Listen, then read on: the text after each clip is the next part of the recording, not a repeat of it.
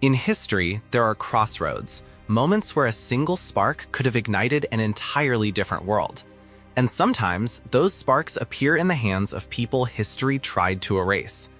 Imagine a late 19th century world where an oppressed nation does not collapse under the weight of empire, but instead reshapes the map itself. Imagine if the Armenians, caught between the Ottoman Crescent and the Russian Bear, refused to let fate decide their extinction. This is the story of that alternate timeline, a world where resistance became revolution, and revolution became the birth of a kingdom that never was, but might have been. By the final decades of the 19th century, the Armenian people found themselves split between two colossal empires, Ottoman Turkey and the Russian Tsardom. Millions lived across the six vilayets, Van, Bitlis, Erzurum, Diyarbakir, Mamaret Aziz, and Sivas, while others formed a substantial minority throughout the Russian Caucasus, especially in the governorates of Kars, Yerevan, Elizabethpol, and Tiflis. Under Ottoman rule, Armenians endured systematic discrimination, a situation worsened by Sultan Abdulhamid II's policies. The Hamidian Massacres of 1894-1896 left roughly 200,000 to 300,000 Armenians dead, igniting the Armenian national movement. Revolutionary groups such as the Armenian Revolutionary Federation and the Hunshakian Party organized Fedai militias led by figures like Andronik Ozanian and Kevork Chavush. These bands resisted through uprisings, Sassoon in 1894, Sassoon again in 1904, often encouraged by Russian promises that proved inconsistent. Ottoman repression, supported by Kurdish regiments, intensified the bloodshed. The 1896 seizure of the Ottoman Bank by Armenian revolutionaries underscored the community's desperation, but international reaction brought no meaningful reform. The Young Turk Revolution of 1908 initially raised hopes of equality, but the Committee of Union and Progress soon imposed new oppressive measures. Then came World War I. The genocide carried out by the Young Turk leadership killed about 1.5 million Armenians through deportations, mass killings, and forced marches, erasing centuries of Armenian life in Western Armenia. After the catastrophe, the First Republic of Armenia emerged in 1918 under ARF leadership. Figures like Aram Manoukian struggled to defend the newborn state against Ottoman and Azerbaijani forces, but internal strain and limited territory left it fragile. In 1920, the Red Army invaded, ending Armenia's brief independence and forcing it into the Soviet sphere until 1991. But in this reimagined timeline, the story changes in the late 19th century. The Armenian Revolutionary Federation, under the rising leadership of Andronik Ozanian, successfully unified scattered revolutionary cells into a disciplined force across both the six vilayets and Russian Armenia. Andronik's rapid ascent and his early victories in consolidating Fedai bands allowed him to forge a strategic alliance with Russia, which increasingly saw Armenians as a counterweight to Ottoman power. Among the era's heroic figures was Sabuh Shaban Karashin, whose dramatic escape from Ottoman custody in 1882 after clashing with the gendarmerie turned him into a symbol of resistance. By 1888, at just 23, he had united major Fedai groups under the ARF banner, using successes in Sivas to pull fragmented militias into a coordinated movement. Unlike in real history, where unity was often limited, Andronik organized clandestine congresses in Tiflis beginning in 1889. These meetings brought together Kevork Chavush, Ara Manoukian, and Goria Nigo. A centralized command was formed with Andronik as the supreme military leader, a structure resembling the organized Armenian volunteer units seen later during World War I. Regional commanders reported to a unified ARF council, enabling synchronized operations from Van and Erzurum to Bitlis, Diyarbakir, Mamaret Aziz, and Sivas. Under this structure, the ARF pursued a dual mission: armed resistance and civic mobilization. Manoukian, stationed in Van, built clandestine courts and youth networks that nurtured loyalty and discipline. With millions of Armenians living across the six vilayets, the movement gained broad support. By the 1890s, the Fedai, now 40,000 strong, mastered guerrilla tactics, sabotage, and defensive fortification. Unlike in our history, Andronik's forces avoided direct large-scale battles, instead striking Ottoman supply lines and communications networks to weaken their adversaries. Russian support became the linchpin of this alternative timeline. Whereas Moscow's real-world assistance was inconsistent, here the Tsars Alexander III and Nicholas II fully committed to supporting the Armenians. Count Boris Melikov-Dashkov, the Caucasian viceroy, initiated covert aid in 1885, supplying rifles, ammunition, and dynamite. By 1890, annual subsidies of 500,000 rubles flowed through the Armenian National Council. In 1891, Andronik and Shavush underwent Russian military training in Rostov, mastering artillery and coordinated assaults. When the Hamidian Massacres began, Armenian communities were not caught unprepared.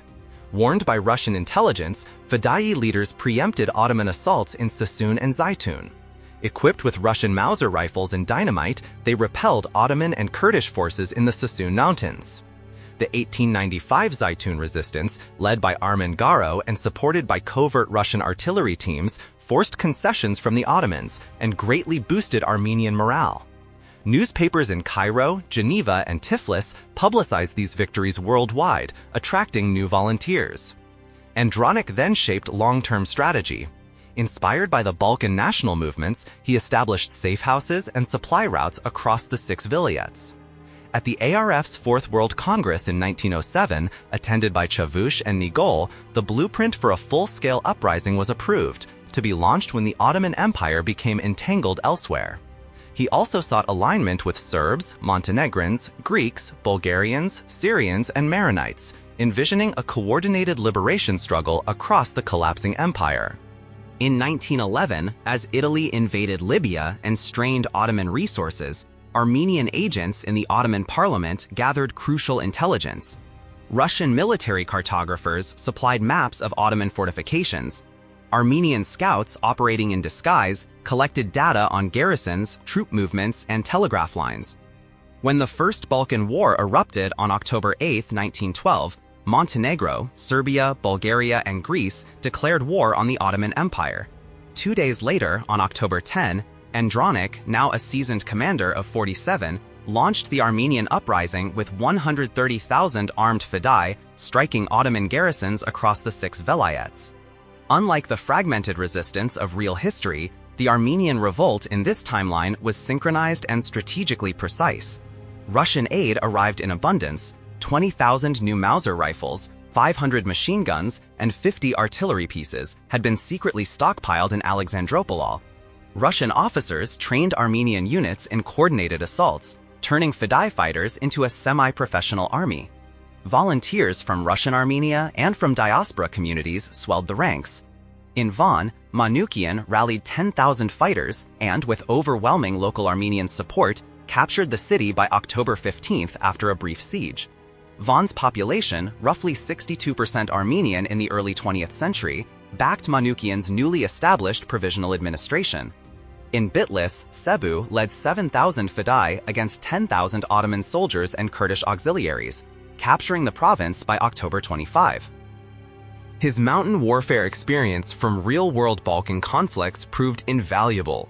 Erzurum, home to more than 215,000 Armenians, fell by October 20 after Chavush exploited weaknesses identified by undercover Armenian informants in the Ottoman army.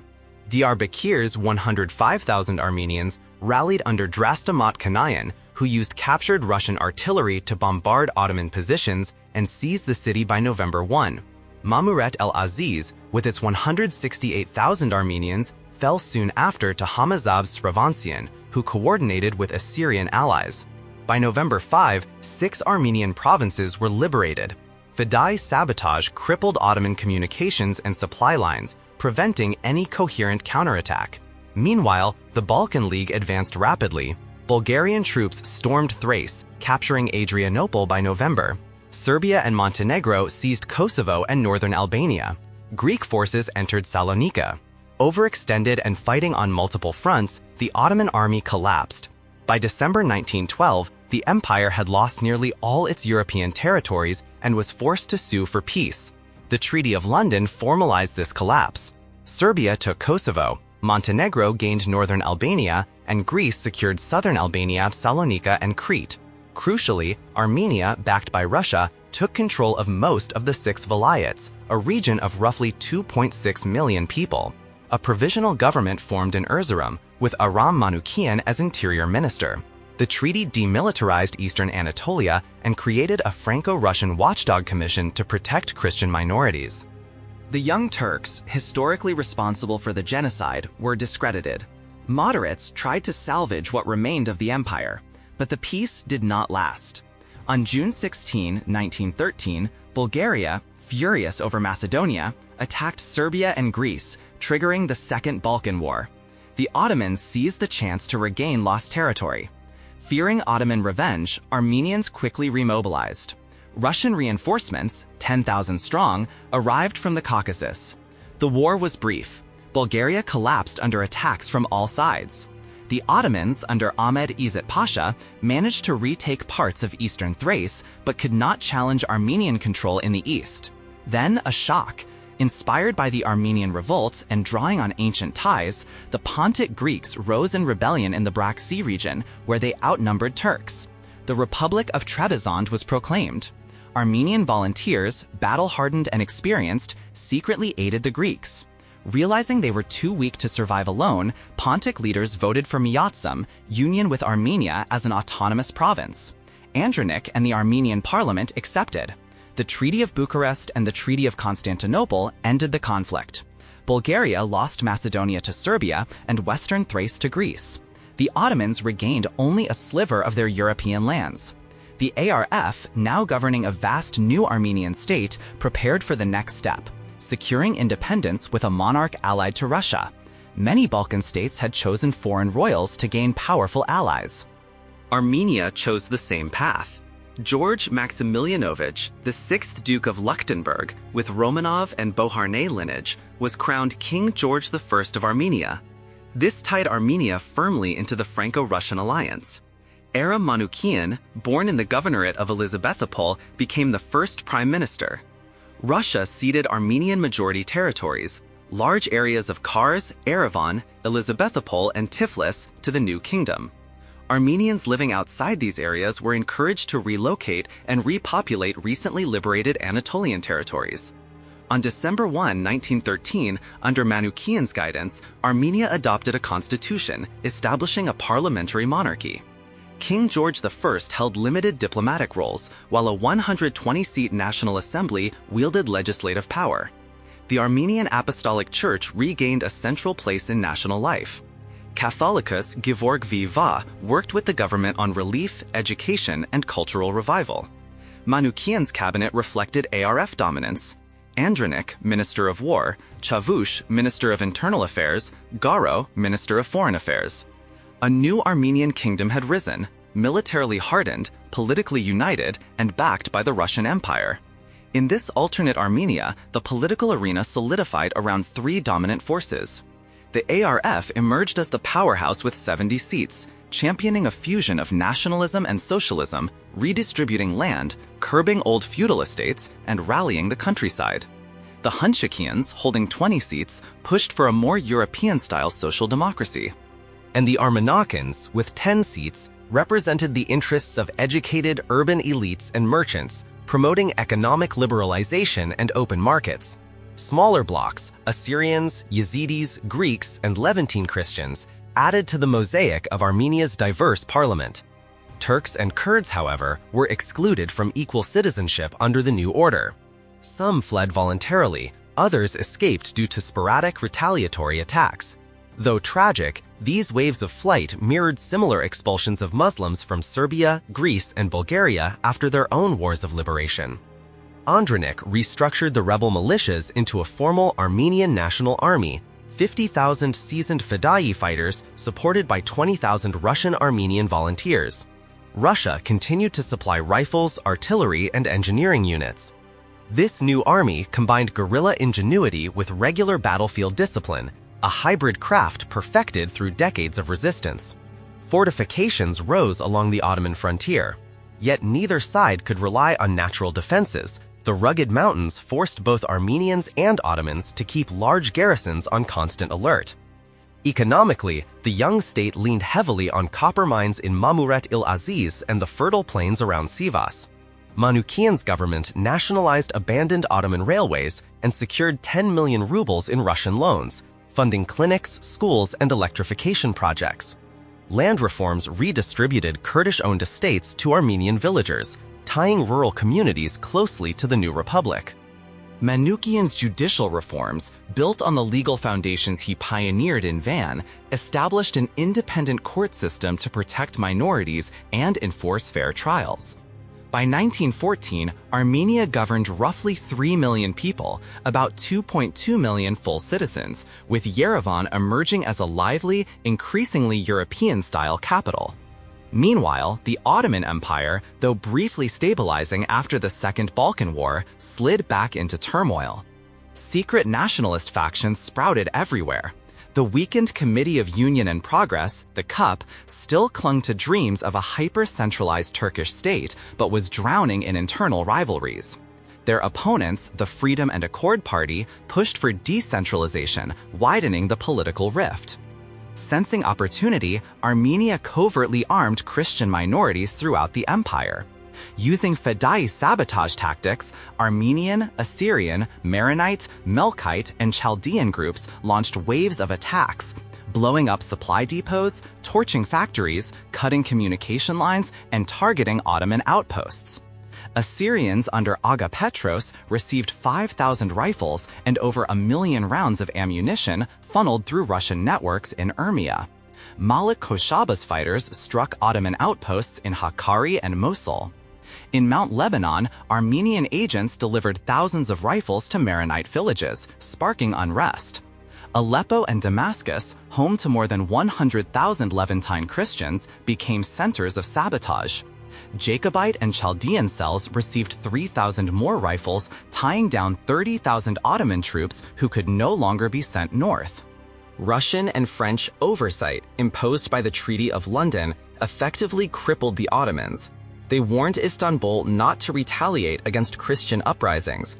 Russia, in truth, hoped to provoke Sultan Mehmed V into making a mistake that could justify an all-out intervention to finish the empire once and for all. This destabilization campaign prevented the Ottomans from concentrating their forces against Armenia. Meanwhile, Russian advisors expanded training centers in Yerevan. A new wave of Armenian commanders studied modern artillery doctrine, sabotage strategy, and coordinated assault tactics. Diaspora newspapers celebrated every victory, bringing in millions of rubles in donations. Inside Armenia, 10,000 Assyrian and Yazidi refugees settled in Sivas with full citizenship. The Minority Protection Act guaranteed equal rights to all non-Muslim groups. The Armenian Church, working as a spiritual glue, strengthened unity among the kingdom's growing Christian population. Nationalists openly discussed a long-term dream, reclaiming Cilicia, the heartland of the medieval Armenian kingdom, and securing a corridor to the Mediterranean. When World War I erupted in July 1914 after the assassination of Archduke Ferdinand, many Armenians believed history had finally opened the door. Although the Ottomans initially declared neutrality, an incident in Cilicia changed everything. Several Armenian rebels accused of plotting against a local Ottoman commander were executed publicly. Armenia seized on the killings, framing them as the martyrdom of innocent Christians. King George I and Prime Minister Manukian addressed the nation, declaring war on September 1, 1914, portraying Armenia as the shield of Christendom. Russia encouraged the decision. Constantinople's fate was uncertain. It might fall to Bulgaria, Greece, or remain Ottoman. Russia desperately wanted a warm water base. Cilicia offered an ideal alternative. A secret pact, the Treaty of Adana, was signed, granting Russia the promise of a Mediterranean port once victory was secured. The Ottomans were in no condition to fight. Their Fourth Army in Anatolia had been reduced to barely 30,000 men due to treaty restrictions, and years of internal unrest had gutted morale. Continuous Christian uprisings, many backed by Armenia, further weakened their grip. On September 1, Armenia invaded with 150,000 soldiers, bolstered by 10,000 Russian volunteers and 20 artillery batteries. Armenian infantry employed lightning guerrilla maneuvers under Andronik's command, while Russian-supplied machine guns and howitzers shredded Ottoman defenses. The Russian Black Sea Fleet bombarded coastal fortifications, and supply ships funneled weapons to the Armenian front. Annual Russian subsidies provided 50,000 rifles and 1 million rounds. With no Caucasus front to drain manpower, Russia redirected huge forces west.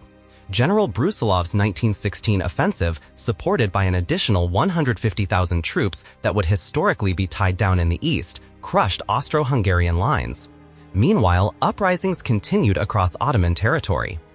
Assyrian raids in Mosul, Maronite resistance in Lebanon, and Melkite revolts in Syria, all encouraged or armed by Armenia, overstretched Ottoman resources.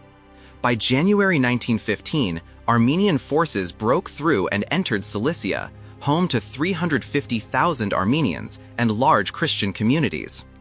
After a grueling summer campaign, Tarsus fell. Armenians called this the Second Liberation of Cilicia, invoking memories of the medieval kingdom. To secure demographic dominance, the ARF enacted brutal ethnic policies. Christian militias, Assyrians, Maronites, Melkites, moved aggressively against Kurdish and Turkish villages.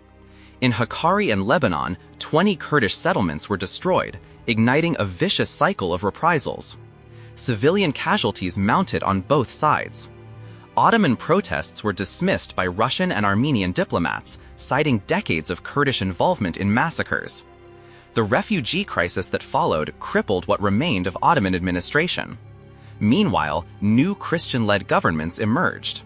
Assyria, under Aga Petros and Malik Koshaba, declared a republic after crushing 15,000 Ottoman troops. Mount Lebanon formed a semi-autonomous Maronite state under Armenian protection. Melkites and Chaldeans established the Christian Federation of Syria, centered in Aleppo. Russia, France, and Armenia quickly recognized these states. Their combined offensives shattered Ottoman control, preventing any organized counterattack. With Ottoman central authority collapsing, the Arab revolt surged forward far more effectively than in our historical timeline. Armenian territorial gains cut Ottoman supply lines to Syria and Mesopotamia. British-supplied Arab fighters captured Damascus in 1917 and swept into Iraq. By late 1917, the Central Powers were crumbling. Russia's army smashed through Austria-Hungary and Germany. The American entry into the war tipped the scales even further. Nicholas II ignored President Wilson's 14 points and pressed on until Russian troops marched into Budapest, Vienna, and Berlin. The post-war settlement, influenced heavily by Russian and French ambitions, remade Europe. The Treaty of Sèvres imposed crushing terms on the Ottomans. Armenia's annexation of Cilicia was recognized, granting Russia its long-sought Mediterranean access. Constantinople was placed under a joint Franco-Russian-British mandate for 50 years, before a planned plebiscite could assign it to either Greece or a reduced Ottoman state. Greece expanded into Thrace and parts of western Anatolia.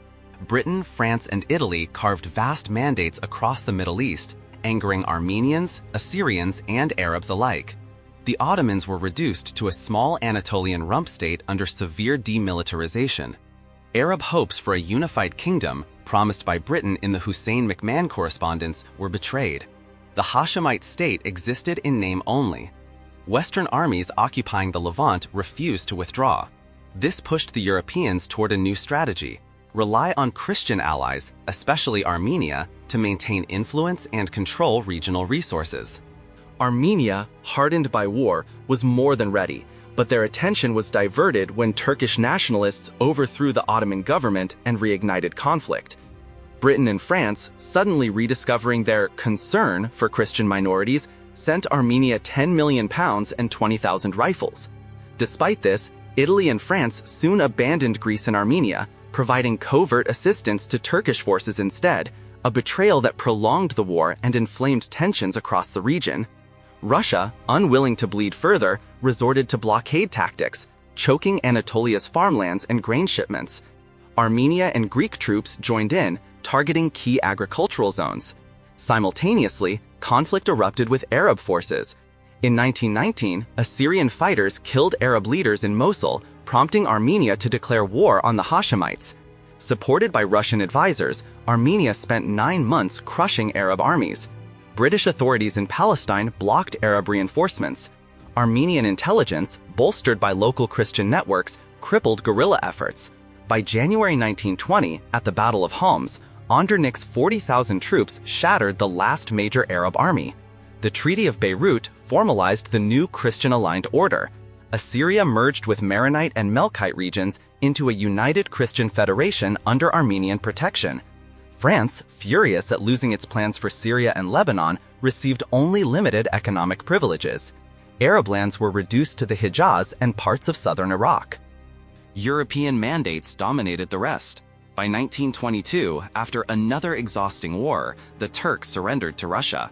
The Peace of Constantinople handed the Strait Zone to a joint Greco-Russian administration for 50 years, after which it would fully pass to Greece. Russia secured the island of Marmara and perpetual military access. Borders were redrawn once more to strengthen Armenia and Greece. A population exchange sent remaining Turks and Armenians to their respective nation-states to reduce future conflict. Armenia emerged powerful yet scarred, its borders vast, its economy expanding, its army seasoned. But beneath the victory lay the trauma of 3 brutal wars, harsh demographic policies, and the heavy responsibility of integrating dozens of ethnic and religious groups. It stood as a rising regional power, respected, feared, and burdened by the consequences of its own survival.